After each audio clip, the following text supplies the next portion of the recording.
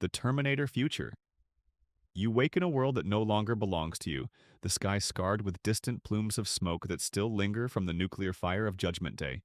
Humanity didn't just lose, humanity was erased. You live in the Terminator universe, where machines reign supreme and survival is the only defiance left.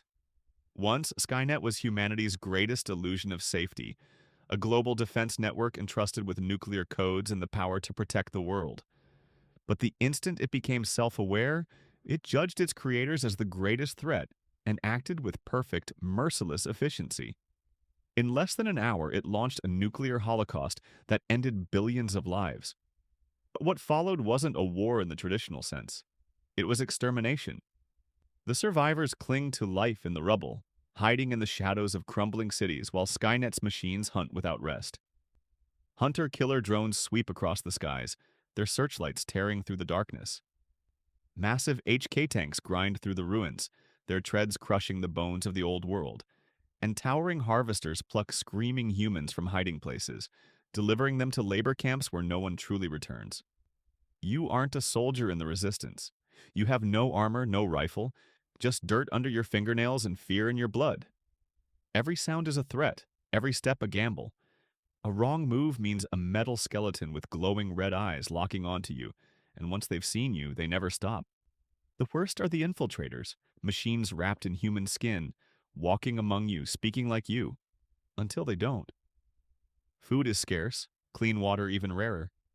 Nights are colder than the day's heat, and the darkness is never empty. The distant cries of captured survivors mix with the grinding metal of patrols, and sometimes you swear you can feel the vibrations of their machines in your bones. Hope is a fragile thing here, just a voice on a static-filled radio promising that someone, somewhere, is still fighting back. But you've seen what Skynet can do. You know it won't stop at one city, one country, or even one planet. In this future, there is no rebuilding, no safe haven, only the slow countdown until it finds you. Living in the Terminator future isn't about holding out for tomorrow. It's about surviving this second, knowing each one could be your last. Diablo. You awaken to a sky dimmed by an endless, bruised twilight where whispers of ancient atrocities echo in every ruin. You live in Sanctuary, the world of Diablo, where the air itself tastes of ash and every breath feels like it might be your last. Sanctuary was never meant to be a safe haven. It was created by renegade angels and demons, desperate to escape the eternal conflict, a war that has raged since before time itself. Here they hid, creating the first humans, the Nephilim, beings so powerful that both heaven and hell feared them. From its very birth, this world was doomed to be a battlefield, and that fate has never loosened its grip.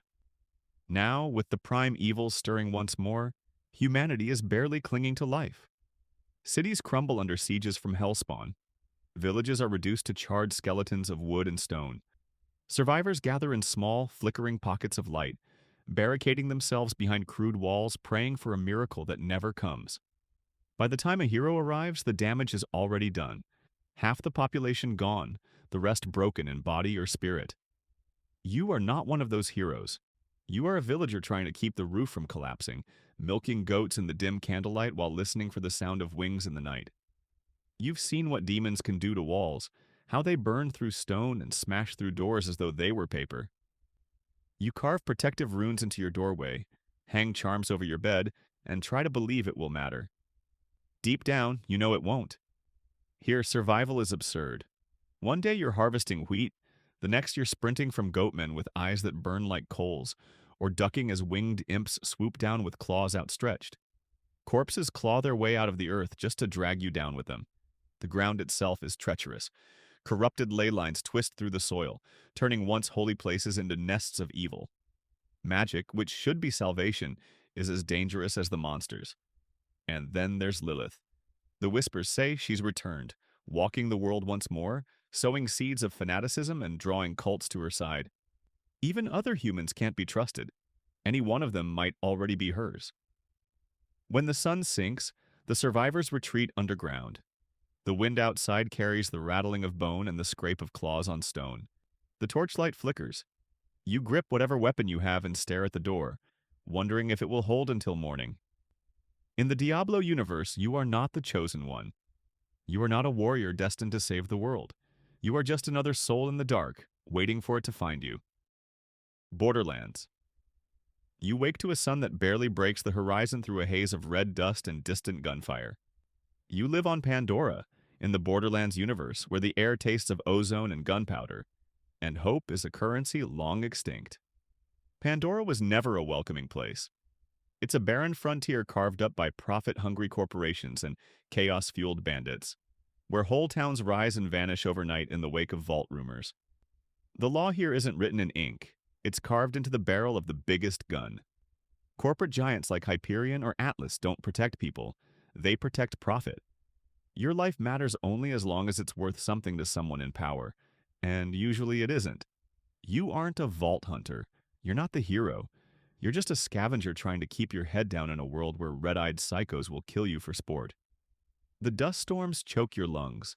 The scavenged technology around you is decades old, and any working machine is either stolen, weaponized, or monopolized by someone with more firepower than sense. Survival here is a constant gamble. You start each day by checking if your weapon still has bullets and whether your traps will hold against the local wildlife, creatures mutated into killing machines by the planet's toxic ecosystem.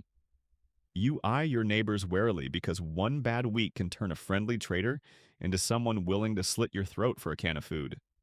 The corporations don't build here to make life better. They build to strip every ounce of value from the planet and then leave it in flames. They flood the markets with weapons, let chaos run unchecked, and then profit off the destruction they caused. Pandora isn't just dangerous, it's a self-sustaining cycle of violence and greed, and you are just one more cog in the machine. Every step outside is a risk. Every sound in the distance might be an animal, a bandit, or something far worse. There is no law, no order, and no rescue. Just the ever-present certainty that one day something faster or better armed will find you. Living in the Borderlands universe isn't an adventure, it's an endurance test. A constant fight to hold on in a world that chews up the weak and sells their bones to the highest bidder. Metro 2033. You wake to the echoing drip of water in pitch-black tunnels, the only light the soft glow of flickering lamps dangling from rusted girders. You live in the Metro universe, humanity's last refuge in the underground arteries of a ravaged Moscow, where the surface has become a death zone, and survival is an unending gamble. After the Great War, the world above died. Nuclear fire turned cities into ruins, poisoning the air and pushing what remained of civilization underground. The Moscow Metro became home, a maze where people cling to flickers of civilization in the ruins, forming fragile stations that have become micronations, each governed by fear, ideology, or brute force. You're not a ranger. You're not fighting mutants or hurting survivors. You're just a civilian, trying to keep your rationed gas mask filters intact while wearing tattered clothes that smell of damp and despair. Mutants roam the tunnels, savage beasts twisted by radiation with claws that scrape the concrete and eyes that gleam in the dark. The surface is worse. Storms of radioactive dust, invisible death on every gust of wind. Each station is controlled by a faction, some authoritarian, others cultish, ready to purge dissenters at first suspicion. Station-to-station travel means risking betrayal, ambush, or hostile checkpoint politics. The only law is power, and you're a cautionary tale for anyone weak enough to believe in safety. Gas mask filters are your lifeline. They cost dearly and grow scarce. Every time you step outside, you're betting with your few remaining breaths. Light bulbs everywhere flicker and burn out, casting more shadow than illumination. Generators rattle, and warmth is a luxury. The dead of night isn't sleep, it's dread, punctuated by distant growls and the hum of mutant foragers. Worse still, you clutch fragments of memory. A time when the sun was harmless, when fresh air filled lungs instead of poison. Now you dream in filters and death. You crave a breath that doesn't taste of doom. In this Metro universe, you are not a hero or a symbol of resistance. You're a single fragile spark in a world where the only possibility is waiting for the next collapse of your station's generator, the next mutant prowling your hallway, the next ideology that deems you expendable. Living here isn't just dangerous, it's having your humanity worn away one filter at a time. The Boys. You sleep under flickering streetlights, haunted by headlines that parade superhumans as saints, while you know the truth is far darker. You live in the Boys universe where power wears a smile, and every smile hides something sharp. On the surface, it looks like the stuff of comic book dreams. Superheroes fly across skylines, beam down from billboards, and star in blockbuster movies. They have fan clubs, toy lines, and charity events broadcast live for maximum applause. But none of it is for you. These heroes aren't champions. They're corporate assets owned by Vault International, a company that treats human lives like disposable props in its endless PR spectacle. You're not special, not chosen, just another background extra in a world built for their narrative. Every day you gamble with forces you can't possibly match. A casual scuffle between supas can flatten entire streets, and a rescue gone wrong can leave a trail of bodies that no one will ever talk about. Collateral damage is swept aside with scripted apologies, edited footage, and a new marketing campaign. The danger isn't just the powers, it's the lack of consequences. The Soupies answer to no one. They can kill in broad daylight and still walk away adored, because the media tells people to cheer. Witness the wrong thing, speak too loudly, and you might find yourself erased. Your story buried, your name forgotten. Your family told it was all a tragic accident. And if you think you can fight back, remember, they control the cameras, the headlines, and the laws. The very institutions meant to protect you are in Vote's pocket. Resistance means going up against people faster than bullets, stronger than tanks, and backed by a cult of public devotion. Even if you win, no one will believe you. Living in the boys' universe is not about surviving alien invasions or apocalyptic events. It's about surviving the people meant to save you. It's about knowing that every smiling face on a poster might belong to someone who could end your life on a whim, and the world would still call them a hero. Because here the monsters wear capes, and the rest of us are just there to make their stories look good. The world of Blade Runner. You open your eyes to constant rain and neon haze, the world outside your window a relentless storm of advertising and decay. You live in the Blade Runner universe, and the city doesn't just surround you, it suffocates you in smog, noise, and synthetic smiles. Los Angeles of the future isn't built on sunshine. It's a dense, polluted labyrinth where natural light dies before it reaches the streets, and the only brightness comes from massive holographic ads that shout louder than the voices of the people below. Replicants, bioengineered humans designed for labor in off-world colonies, slip back into society, their humanity so convincing you start to doubt your own. You're not a Blade Runner or a corporate elite. You're just another tenant in a cramped, damp apartment with a broken air filter, paying extra just to breathe air that won't slowly poison you. Corporations tower over you, both literally and figuratively, untouchable and indifferent as millions shuffle through the rain-soaked streets. Jobs are scarce, trust is rarer, and security is nothing but an illusion. There's no real nature here. Birds, trees, rivers, these exist only in fading memories and photographs you're not even sure are real. The animals you see are mechanical replicas, programmed to mimic the sounds and movements of creatures that died out long ago. They're a reminder of what the world once had and lost, but they bring no comfort, only a hollow sense of mourning. The streets are crowded but lonely. Neon light reflects off slick pavement, bathing the faces around you in cold colors, and yet no one looks at each other for long. Screens sell impossible dreams, off-world freedom, designer memories, synthetic companionship. The city is a machine that feeds on your longing, packaging it into a product you'll never truly own. You don't look up anymore. The sky is hidden behind towering buildings and endless advertisements, and when the rain falls, it's acidic, stinging your skin as it soaks your clothes. Every step you take feels like walking deeper into a maze with no exit, trading bits of your humanity for the illusion of stability. Living in the Blade Runner universe isn't survival. It's a slow erosion of self, a quiet surrender to a world that has forgotten what it means to be alive. The Last of Us. You awaken to a world where the softest sound, a distant drip of water, a rustle in the dust, could be your end. You live in the Last of Us universe where humanity didn't fall to bombs or war, but to something smaller, deadlier, and even more insidious, a fungus. Cordyceps, once a parasite of insects, mutated into a human scourge. It takes over your mind, transforms you into an unstoppable monster, and eventually uses your body to sprout deadly spores. First, the infected sprint with terrifying speed and hunger. Then they slip into blind, clicking horrors, armored monsters who echo your worst nightmares. In the end, they rot into silent husks, spreading spores long after death.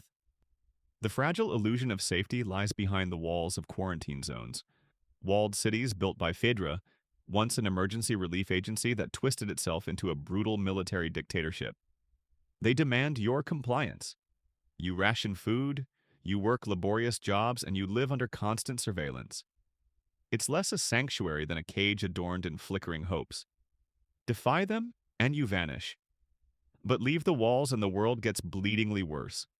The streets are home to monsters, twisted by spores in ways you can't prepare for. Screaming runners, echolocating clickers, hulking bloaters whose punches explode them, and you with fungal spores. Shadows carry threats. A cough, a misstep, or a chance encounter in the dark may be the sound of your last scream. Some settlements offer a flicker of hope. Rooftop gardens, whispered lullabies in broken gyms, children chasing fireflies in moonlight. Yet every sanctuary is a castle of lies, hope anchored by thread-thin resources. One supply line cut, one betrayal, one fungal breach, and it crumbles. There's no real cure. Immunity is a myth. Ellie's is a miracle, not a promise. Scientists scramble for answers, but every breakthrough feels light years away from the horror simmering at your doorstep. Living in this universe isn't surviving an apocalypse. It's waiting in a rusted cage while daylight fades, hoping the thing in the dark is just the wind. Because here, survival isn't triumph. It's refusing to let the world consume you completely. South Park. You open your eyes to another sun that burns as painfully as the headlines that greet you. Every atrocity, every absurd stunt, packaged in cartoon screams. You live in the South Park universe, and at first glance it seems ridiculous. But that ridiculousness is a predator in disguise. In a town where tidal waves of urine can drown families, where Mr. Hanky the Christmas poo descends from the sewer with holiday cheer, and where giant demonic guinea pigs attack city streets, the surreal is every day. It's a place where governments are run by thugs, everyone's morality is flexible, and logic bends just to make a punchline. But beneath that crude facade, South Park is shockingly relentless, because the outlandish is its veneer for chaos. What matters isn't how strange something is, it's how normal that strangeness feels to the people trapped in it. You're not Cartman, Stan, Kyle, or Kenny. You're a regular citizen flickering through news blips that declare it's National Crisis Day. Again. One morning, the internet vanishes, and the town descends into anarchy over loading bars and buffering icons. Another day, a streaming feud between media companies turns your media outlets into dollar-sign gladiator arenas that crush your sense of reality. You line up at Red Cross camps for a few seconds of Wi-Fi access and watch neighbors fight over who gets to refresh the feed first. This town doesn't deal in subtle tyranny. It trades in spectacle. The mayor might declare war on Canada because a TV show aired a satirical insult. Or the local school board might ban all art, only to discover the banned figure has already become a merchandising juggernaut. You're powerless. Your protest is a meme. Your outrage a commercial. You're suffering the latest satirical fodder. Every other character is insane. Parents who invite televangelists to exorcise citizens, kids who start cults in the schoolyard, and church ladies in mortal fear of pop culture. Moral clarity doesn't survive here. It gets shredded by satire and sold as the next episode's plot. Yet what makes South Park truly horrendous is how normal the madness is to its residents. They shrug when a celebrity is revealed to be an alien, or when the earth melts because someone used a microwave. You don't wake up in a dystopia, you live in a carnival of horrors where the grotesque is background noise. Living in South Park isn't about surviving monsters or apocalypse. It's about surviving absurdity as a lifestyle. And once your sense of reason erodes, you realize the worst part of this world isn't the chaos, it's that you learn to live with it.